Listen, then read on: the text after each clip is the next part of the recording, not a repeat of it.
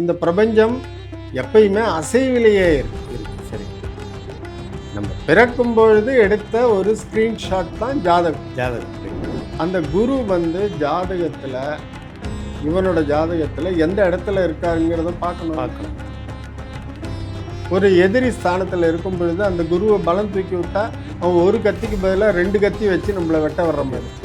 இந்த தசாபுக்திக்காக கல்லு போடுவதே தவறு.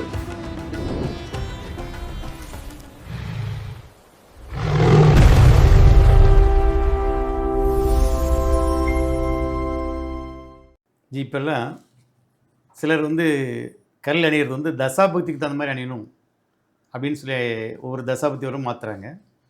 இல்லை நம்ம ஒரு கல் ஜோதிஷ கன்சல்ட் பண்ணி போட்ட பிறகு அது ஆயுள் முழுவதும் அதே வச்சுக்கலாம். இது ரொம்ப ரொம்ப முக்கியமான கேள்விங்க. நான் கூட கேள்விப்பட்டேன். என்கிட்ட வரக்கூடிய கிளைண்ட்ஸ் கூட இந்த கல் போட்டாச்சுன்னா இதுவே போருங்களா, இல்லை இன்னும் கொஞ்ச நாள் கழிச்சுன்னா கல் மாற்ற வேண்டி வருங்களா அப்படிலாம் கேட்குறாங்க. அப்படியெல்லாம் கிடையாது. சரி, நம்ம நிதானமாக பார்த்தா கொஞ்சம் பழசை ரீவைண்ட் பண்ணி பார்த்தோம்னாக்கா, நான் இந்த கல் எத்தனை வகையில் ஒரு மனிதனுக்கு போட முடியும் சொல்லியிருக்கேன் அப்படின்னு சொல்லும் பொழுது நான் 6 வகையாக சொன்னேன். ஒன்று பர்த் ஸ்டோன், ராசி stone, lucky stone, health stone, healing stone and special stone.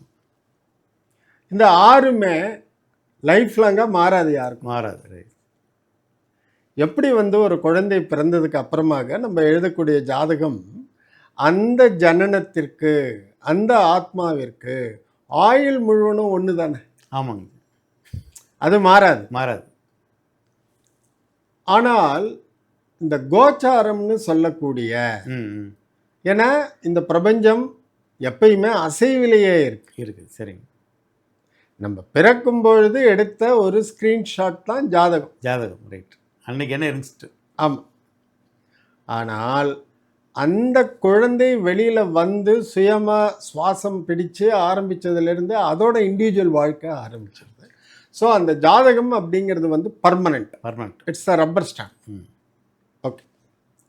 அப்போது ஒரு உண்மையான ஒரு ஜோதிடர், லாப நோக்கம் இல்லாதவர், இன்னொருத்தங்களோட கஷ்டத்தை பயன்படுத்தாதவர், இன்னொருத்தரோட மென்டல் வீக்னஸை பயன்படுத்தி காசு பார்க்கணும்னு எண்ணிக்கை இருக்கவே கூடாது. அந்த மாதிரிலாம் இல்லாமல் நம்மள்கிட்ட வந்திருக்கிறாங்க. இவங்களுக்கு பர்மனெண்ட்டாக ஒரு சொல்யூஷன் வேணும் அப்படின்னு சொல்லி கொடுக்கக்கூடியதான் இந்த கல். சரிங்க. ஓகே.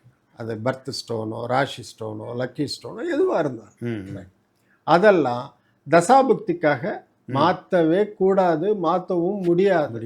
ஏன் மாற்றக்கூடாது, ஏன் மாற்ற முடியாதுன்னு நான் சொல்கிறேன். சரிங்க. ஒரு லக்னத்திற்கு நம்ம ஜோதிஷ சாஸ்திரம் பிரகாரம் எந்த லக்னமாக இருந்தாலும் அந்த லக்னத்திற்கு 3, 6, 8, 12 இது 4மே ஒவ்வாத ஒரு ஸ்தானங்கள்னு சொல்கிறேன். சரிங்க. ரைட்டா? 6 ருண ரோக சத்ருஸ்தானம், 8 மாரகஸ்தானம் மரணம், 12 விரயஸ்தானம். ஆனால் 1, 2, 3, 12 வரைக்கும் வரும்பொழுது இந்த நம்பர்ஸை நம்ம டெலீட் பண்ணிட்டே எழுத முடியும் இல்லையா? இந்த வீடுகள் கூடுமான வரைக்கும் பூர்வ ஜென்ம புண்ணியத்தினால எம்டியாக இருந்ததுன்னா நல்லது. சரியா? ஓகே. இப்போ ஒருத்தர் யாரோ ஒரு ஜோதிடர், அவர் இப்போ உனக்கு குரு தசை நடந்துட்டு, குருவுக்காக நீ எல்லோ சஃபேரை போட்டுக்கோ அப்படின்னு சொல்றாங்க. இந்த மனிதன் அந்த ஜோதிடர்கிட்ட போகும் பொழுது குரு தசையோட 90% குறைந்து விட்டது. இன்னும் பாக்கி 10% தான் இருக்கு. சரியா? ஒரு 1.5 வருஷம் தான் இருக்கு. அப்போ இந்த தசை அடிப்படையில் போடும் பொழுது அந்த 1.5 வருஷம் கழிச்சு அந்த ஜோதிடரோட கூற்று பிரகாரம் இவர் கல்லை மாற்றணும். ஆனால் ஃபர்ஸ்ட் ஆஃப் ஆல் அந்த குரு ஜாதகத்தில் இவனோட ஜாதகத்தில் எந்த இடத்துல இருக்காருங்கிறத பார்க்கணும். ஒரு எதிரி ஸ்தானத்தில் இருக்கும் பொழுது அந்த குருவை பலம் தூக்கி விட்டா அவன் ஒரு கத்திக்கு பதிலாக 2 கத்தி வச்சு நம்மளை வெட்ட வர்ற மாதிரி இல்லையா? ஒரு மறைவு ஸ்தானத்தில் உங்களுக்கு இன்னும் புரியல. புரியுது கொஞ்சம் இன்னும் தெளிவு பண்ணியிருக்கேன்.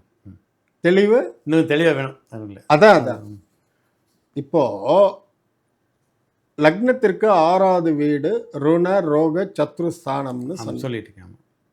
இல்லையா? ஆமாங்க ஜி. அப்போ அந்த சத்ருஸ்தானத்துல போய் குரு உட்கார்ந்துருக்கிறாருன்னு வச்சுக்கோங்க. இந்த ஜோதிடர் வந்து இப்போ உனக்கு குரு தசை நடக்கிறது, நீ எல்லோ சஃபீரை போட்டுக்கன்னாக்கா அப்போ குருவோட பலம் கூடுது. அப்போ எதிரி ஸ்தானத்துல இருக்கக்கூடிய ஒரு கிரகத்தோட பலம் கூடும்போது என்ன ஆகும்? எதிர்மறையான விளைவுகள் நடக்கும். ஆமா, எதிரிகள் அதிகமாக.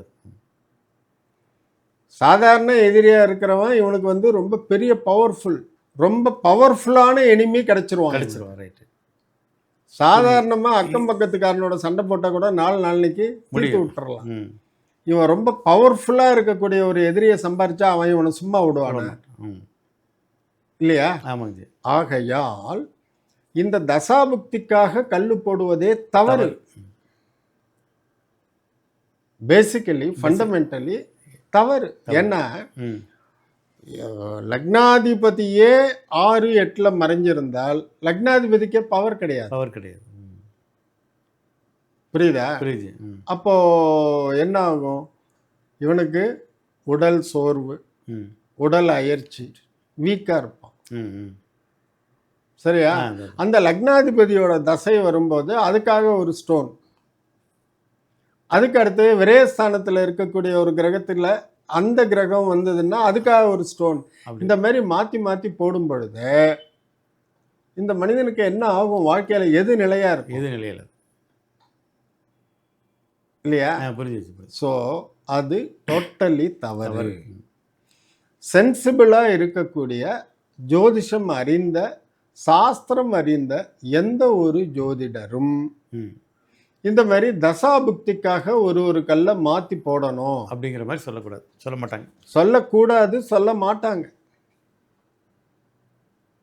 அது தவறு. ஸோ ஒரு நல்ல ஜோதிடர்கிட்ட போய் அந்த என்ன வகையான கற்கள், அவருக்கு என்ன தேவையா சரியா, அதை பார்த்து கேட்டு அந்த ஸ்டோனை போட்டு அதற்கான கிரமமான நித்தியானுஷ்டங்கள்லாம் பண்ணிட்டு வந்தாலே போதும். சரிங்க. ஓகே. சரி, நன்றி.